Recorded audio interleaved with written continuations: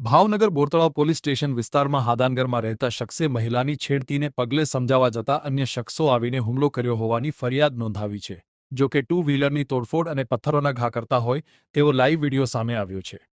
Bortalav police સ્ટેશનમાં ફરિયાદી ઓમભાઈ ઉર્ફે રાજા દિનેશભાઈ મકવાણા એવા મતલબની ફરિયાદ નોંધાવી હતી કે તેમના માતા બજારમાં વસ્તુ લેવા જાય ત્યારે હરેશ ઉર્ફે ભાકો ગોવિંદભાઈ પરમાર અને અન્ય લોકો દ્વારા અપશબ્દ ખરાબ શબ્દો બોલતા હોય, જેને પગલે સમજાવવા જતા જેની દાઝ રાખીને હરેશ ઉર્ફે ભાકો ગોવિંદભાઈ પરમાર, રાહુલ હરેશ પરમાર, હર્ષિલ હરેશભાઈ પરમાર, હર્ષદ રમેશભાઈ ચૌહાણ, વિરલ રમેશભાઈ ચૌહાણ, હાદો ઉર્ફે દેરી, અમિત ડાભી અને રામો ઉર્ફે ઓઢિયે આવીને ધાર્યું અને સોડા બોટલ વડે તેમની બાઇક અને ટુ વ્હીલરમાં તોડફોડ કરી હોવાની ફરિયાદ નોંધાવી છે।